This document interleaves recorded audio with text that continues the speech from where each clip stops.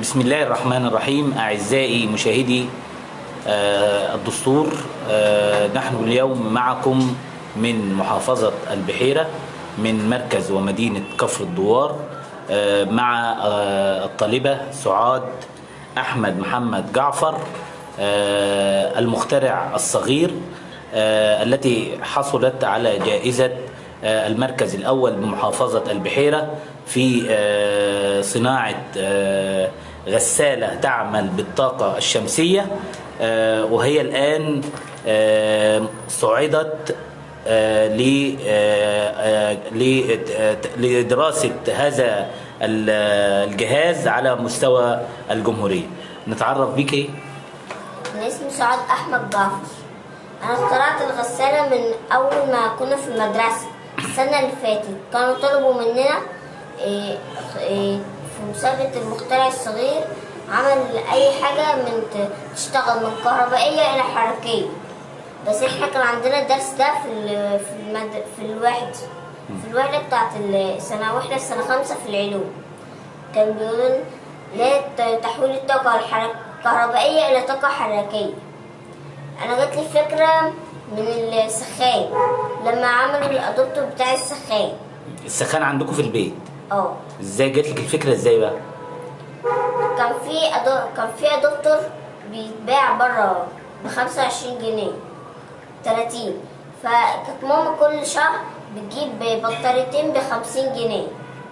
البطارية الواحدة عاملة 25، الاتنين عاملين 50 جنيه، فكانوا كل شهر نجيبوا بطاريات ب50 جنيه. فعملناه بدل البطارية استخدمنا الأدوبتور. وفرتوا ال50 جنيه؟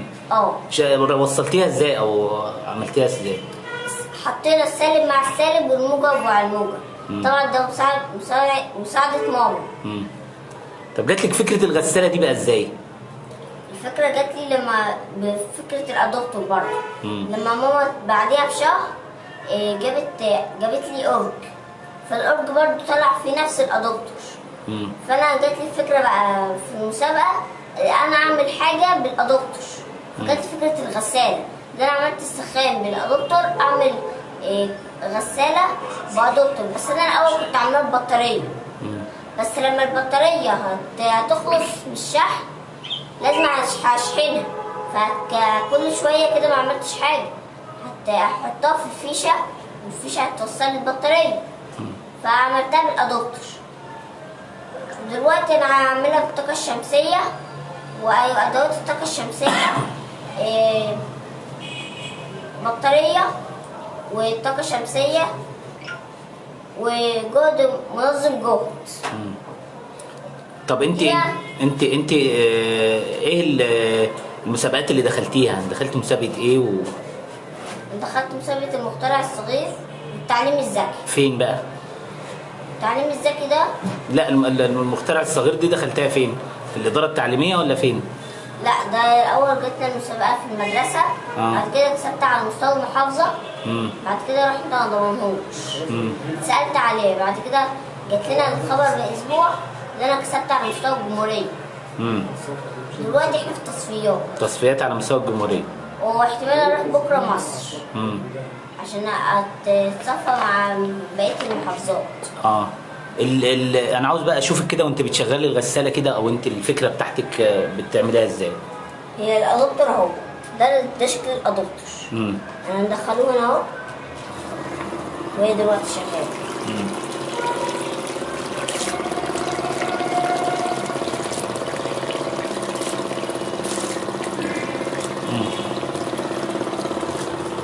تمام. الشهاده اللي انت حصلت عليها بقى وريها لي كده. ايه دي؟ اول شهاده اللي هي بتاعت كسبت الاول على مستوى المحافظه. انا الاولى على مستوى المحافظه في التربيه والتعليم. بعد كده بقى خدت في التعليم الذكي الشهاده دي في المدرسه.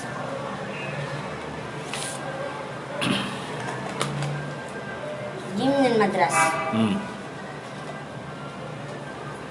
دي ثبتيها كده، ثبتيها. دي من الإدارة التعليمية ودي من المدرسة. صراع المركز الأول. أنا كمان معانا أعزائي المشاهدين صفحة الدستور، كان هنا أهو: يسر إدارة مدرسة الهدى الابتدائية منح هذه الشهادة إلى الطالبة سعاد أحمد جعفر لحصولها على المركز الأول على مستوى محافظة البحيرة في مسابقة المخترع الصغير بقسم الموهوبين والتعليم الذكي، ابتكرت غسالة أوتوماتيك. يعني دي شهادة من إدارة بندر كفر الدوار مدرسة الهدى الابتدائية. وادي كمان ودي برضك من الإدارة. دي من الإدارة التعليمية. تمام. ودي كمان. ودي من قسم الموهوبين. من قسم الموهوبين في الإدارة التعليمية. طب انت بقى سعاد، يعني مين اللي ساعدك على الفكرة دي ومين اللي نمى موهبتك؟ يعني انت من صغرك كنت حابة الحاجات دي، ان انت يعني في دماغك ان انت تخترعي حاجة زي دي، ولا هي جات لك ازاي الفكرة؟ او هو اللي ساعدني في الغسالة بابا، لما كنت بخرم اللي هنا من هنا اهو، ده لازم يتخرم بالشنيور، فهو ساعدني فيه. تمام. في كهرباء برضو وازير ومكو، فهو ساعدني فيه. تمام. يعني بابا ساعدني في الحاجات الصعبة اللي هي شبه الكهرباء والحاجات دي. بس طب انت لما كنت بتخش الاختبارات دي ما بتبقيش خايفة؟ انت سنك صغير يعني. لا مش خايفة، عندي ثقة بالله. وطب يعني انت كنت متوقعة ان انت هتاخدي المراكز الأولى دي؟ هو انا ما كنتش متوقعة، بس انا بفضل ربنا انا حصلت عليه. طب امنيتك انت بقى ايه؟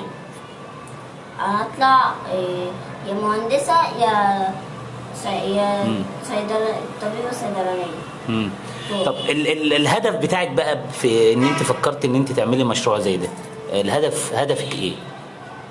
لا اطور من بلدي.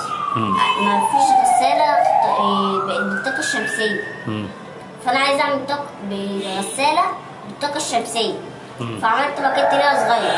تمام. وكمان عشان توفر الطاقة. اوفر الطاقة واوفر للمواطنين فلوس برضه. وده برضه رسم كروكي ليه. وريني كده.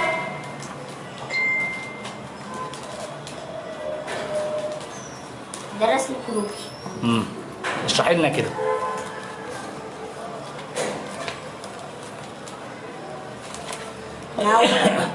اول حاجه ده الموتور. بعد كده السلك اللي متوصل بالموتور للادوبتر. وبعد ده الادوبتر. ودي الجلبه اللي موصله بين الموتور للعمود. وده عمود. ودي سموله اللي هي الصغيره دي سموله. ودي جلبه لعدم تسريب المياه. ودي مروحه. تمام.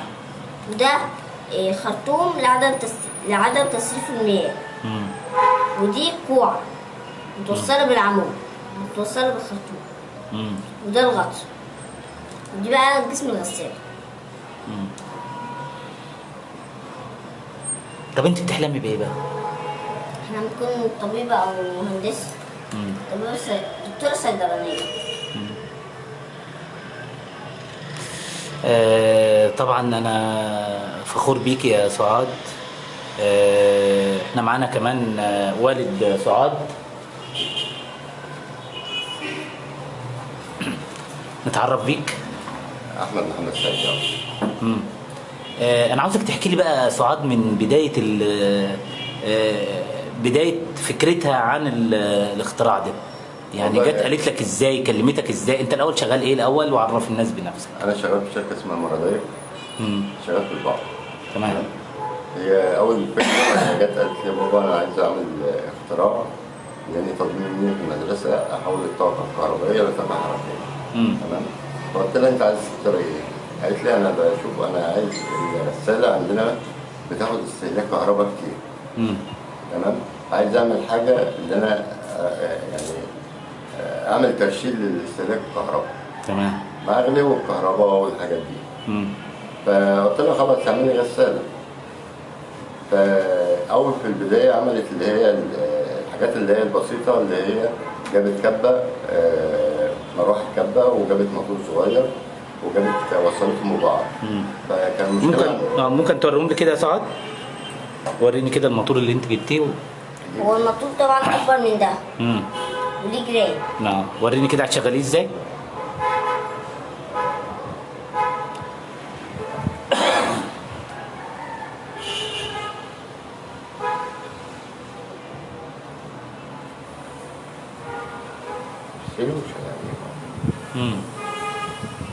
دي بدايه فكرتك. ودي المروحه اللي هنا. دي البدايه بتاعت الفكره بتاعتها. فطبعا البطاريه بتفضل معاها. فقالت لي يا بابا طب اعمل ايه؟ انا دلوقتي عملت الموضوع اللي هو السخان، اللي انا غيرت البطاريه التجاره بتاعته وعملتها قبل الدكتور. تمام؟ تمام.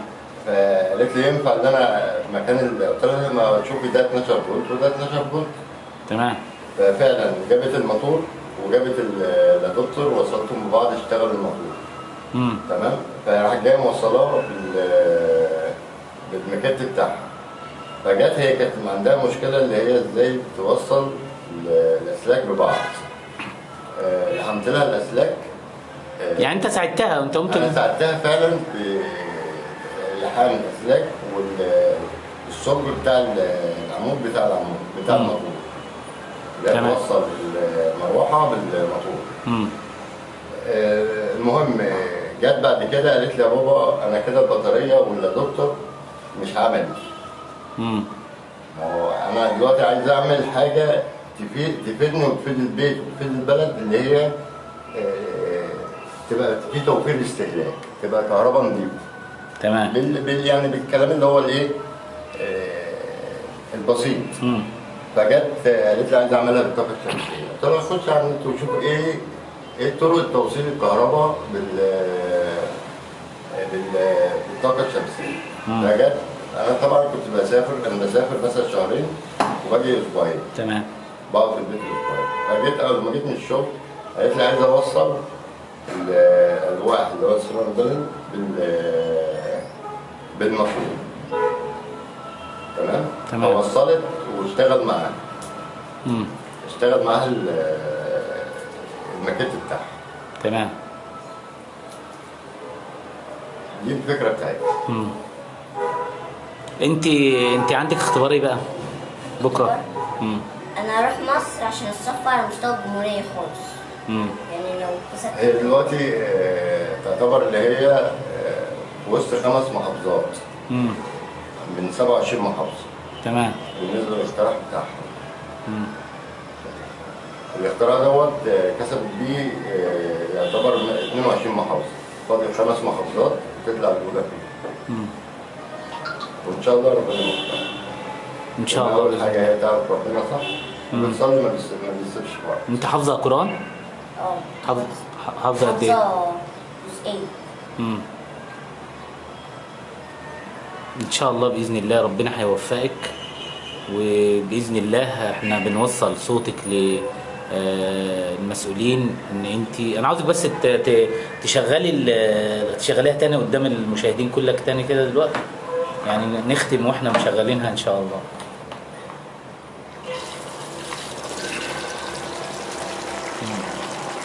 ابتدائي وشغليها.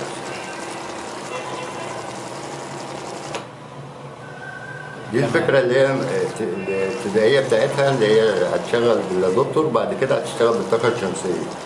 ان هي هتستخدم من السلك ده وهي تبقى دايركت على طول تشتغل بالطاقه الشمسيه اللي هي تشحن نفسها بنفسها. تمام.